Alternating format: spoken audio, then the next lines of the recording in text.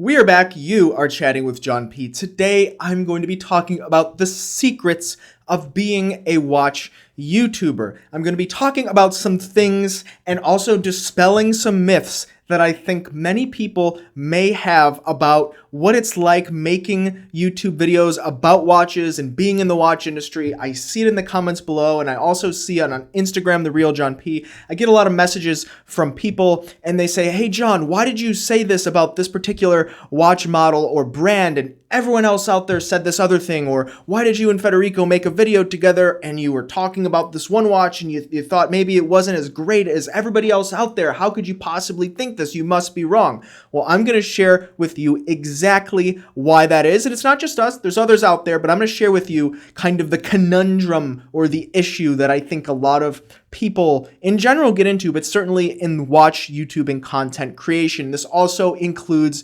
magazines and blogs, sometimes, not giving examples. Or maybe I will. I don't know. I'll think about it as I shoot this video.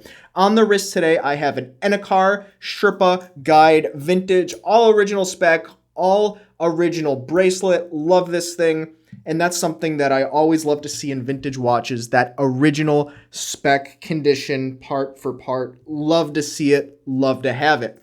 Also, guys, do not forget to check out delraywatch.com, where Federico, Carlos, and everybody else here, honestly, is working around the clock, bringing in so many cool things. Like, I think we got some new subs. We got a lot of stuff. It's hard to keep track. It's very hard to keep track. And I'll comment on that. And that kind of wraps into the YouTube thing in a little bit. So, watch YouTube. Why is there differing opinions on things? And it's grossly and it's overwhelmingly stacked in one direction. Why does everyone love this thing or hate this thing and one or two people don't? It's very, very simple, guys. Let's talk about how watches end up on the desks of people that create content. Now, once again, not giving any examples, and I think it's really more of a flaw in the watch space and in the industry, and this might be other industries as well. But let's say that you're a watch YouTuber. You don't have Delray Watch. You don't have a large collection. Perhaps finances are limited. Let's face it, budget's a constraint of almost everything in the world, let alone content creation. It doesn't matter if you're a magazine or blog, there's some constraint at some level, at some scale. It's a given. It's something we have to consider. Where are you going to get the watches, right? Your friends, your family, you have to hunt for these watches. You have to sign them out, and that becomes difficult, especially if it's a new watch. Now, let's say the brand, for example, and this is something that happens. A brand. I'll give you an example. When I did the video about Glashütte Original, I did the CQ video, and I made some criticisms about the brand, not necessarily the brand, but actually the model, how I thought there were some shortcomings overall, kind of like the design and the aesthetic, but did a video, and within 48 hours, I received an email from them, and they wanted to send me a watch. They're like, "The watch is coming out. We're going to send you this watch. You should be so excited," was kind of the overall vibe that I felt, kind of the feeling of the email, and I said, sure, I'll take in the watch gladly. I'll do a proper review on the watch. I was speaking about the watch without ever having it in my hands, right? So, of course, maybe I'll be pleasantly surprised. Setting that aside, I've also become a little bit more fond of that particular model since I've seen it in the wild. But nonetheless, I said, sure, send me the watch. We're a watch business here, a watch dealer. We have a team, insurance, all this, no problem. So I go through the process. I fill it out. I feel like I'm doing them a favor, honestly, because I'm doing all this paperwork. I'm doing all of this stuff. We have plenty of watches I could easily just pick off and talk about and critique, but I'm doing this as a response. I don't think anyone even watched that video in comparison to Rolex videos, Omega videos, Tudor videos, but whatever. Get the new watch in. I'll do a little review. They want you to copy of a driver's license. They want you to fill out forms, agreements, insurance waivers, wait in line, schedule appointments, schedule this, that, provide them almost a primitive business plan. Now, I'm sharing this in confidence with you guys, so don't tell anybody. I'm giving you the secrets here. But nonetheless, it really felt like I was doing all this heavy lifting just to take in a watch, and we take in so many watches every day, and it was also I could provide them with the free advertising for the brand, showing the public all the great things about this particular watch. And as I thought about it, and this was months and months and months ago already at this point, but this happens every day with every major brand or seemingly major brand. We won't even think about the brand tiers, but this happens, right? And it's for free advertising. And it was kind of the assumption that I would just kind of do this and I'd be happy to get the watch in. And I think that's the attitude you get from the brands a lot of times, is that, as a content creator, if you don't have access to the watches, you have to jump through these hoops. And if you do all that, then they give you the watch, you can have it for a day, you can make a video. I think that person may be incredibly inclined to say great things about the watch. Otherwise, where will you get your watches in the future, right? And considering the brands, they watch videos, they go out there, they communicate with us, get emails here from Federico, myself, other people on YouTube that I know. The brands send emails, they watch it, they have marketing departments now, they have media departments, they reach out and they respond to things, right? Maybe try to get you to make a review, maybe not, but when other brands see that you perhaps may have said something not necessarily negative, right? Not necessarily bashing it, saying it's horrible, but perhaps it wasn't the right aesthetic for you. Perhaps you didn't quite understand why the crown guards were too wide, or you thought maybe the lugs didn't curve down. Well, that's negative, and that's kind of seen as a no-no, especially in the corporate world. Now, I know I'm really simplifying the terms there, but think about it, right? Are you going to send the watch, if let's say you're the marketing department at Richemont, right?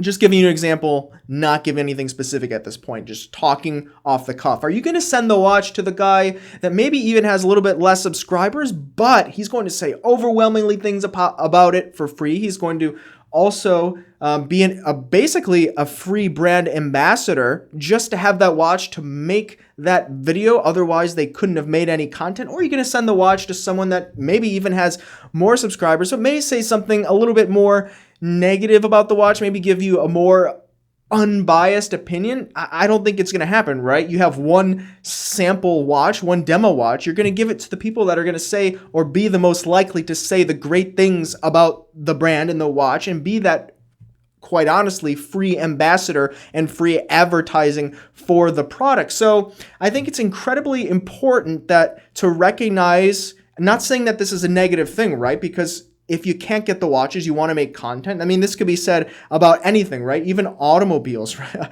You're not going to go to the Mercedes dealership and say, this is all wrong about this car. I can't believe I can't believe this design isn't properly updated, this and that. You're not going to get another car review. Your channel is going to be dead in the water right there. So I think it's important that that we recognize that this does happen, but also use reviews as kind of a baseline for ourselves in developing our own opinions, right? I wouldn't take anything as gospel, and I would say it also about my channel, right? I provide these things as, some kind of narrative and commentary and also my opinions on certain things, but I would also encourage anyone out there to actually try out the watch. Perhaps I say something negative about a watch. Maybe you really enjoy that watch. And that's one of the things that's so beautiful about any hobby, and certainly watches with all the intricacies and nuances, that we can all form our own opinions.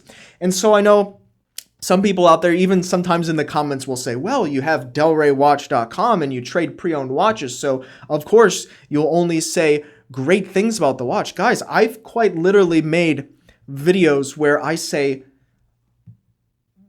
admittedly, some pretty negative things about Panerai as a brand and some of the models, as well as Hublot, but we've had them in the door. Now, that wouldn't make sense, right? That's not incredibly biased in either direction, and I can give you some more insight into that. I mean, now that we have a team, it's Federico and I and Jonathan and Jacob and Carlos and Hans and the others, there's a multiple checks and balances when we bring in watches, and I can say, to give you an example, for a long time, we had a hard-cut, very clear rule: no Hublot. Not saying anything negative necessarily about how they look or anything, but the brand we kind of felt wasn't really prime or appropriate for die-hard watch collectors at a certain point in time. But as we kind of got into it and saw some more limited edition watches, one of us still felt pretty strongly in one of those sides of the line, and one of us didn't. And so just so long as that watch appeals to someone in the watch collecting kind of stratosphere, that's something we're very comfortable. But if there's a watch where we take it in and we both say,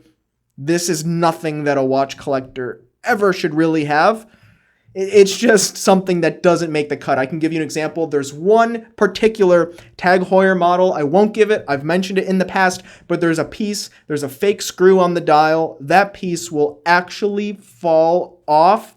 And whenever we take a watch like that in on trade, we don't retail it. We send it to another dealer who might be more willing to take it. But certain watches that we both know and it fails multiple checks, we will not have it on the site. And these are watches, of course, that we have no problem giving our critique. And once again, just because we don't like something, if it's just based on the aesthetics or not the functionality or the quality of something and someone else likes it, we're not out to convince anyone necessarily that they shouldn't get it. I think that's something else incredibly important too. Even before I was making videos, I'd watch other videos out there. And I think there's sometimes this overwhelming kind of notion that, somehow us behind the camera or, we're trying to convince people to buy something or to get into a certain watch brand or to not get into a certain watch brand. Whether you want to collect Patek Philippe or Omega or quite any brand. I mean, you want to collect pocket watch conversions into, recased watches, go for it. If you love and enjoy it, I won't convince you not to. I might share commentary on why it might not be for me, or I might share commentary on why I think a certain watch or a model might not be great. And I would encourage you to use any of those comments as starting points or perhaps ending points. If you have your own opinion and that helped you kind of solidify whether it's for or against, great. But this is a conversation, guys. Leave in the comments below anything that you'd love to see in the future, any questions, comments. Once again, on Instagram, The Real John P. I always go through it, get a little bit backed up sometimes because of everything else that we do. I mean, make the YouTube videos, but it's certainly not I'm not a professional content creator by any means, but I just want to kind of share that with you as well. And sometimes, I do mention a micro brand, right? I might mention a brand that's new out there, but I try to avoid that because the reality is there are some micro brands, there are some new brands, and they do have marketing budgets. They have investors, and they'll send out these blanket emails to YouTubers, and they'll say, hey, will you say overwhelmingly positive things about brand XYZ? And for me, I'm not a professional content creator. I make this for fun and talk with people, and it's a component that we have here and the things that we do in the watch industry, and I enjoy it, but I'm not looking at any way to kind of generate any kind of content creation revenue from these videos. And so I'll turn them down, right? I'm not going to talk about a brand, especially a brand that's not great, and that doesn't serve any purpose here, right? But I think it's important to mention, guys, once again, use the videos as starting points for opinions.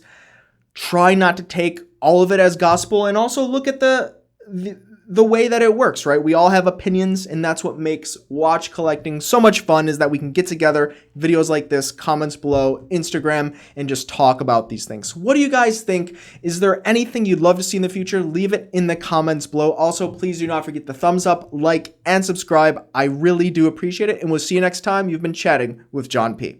Ciao.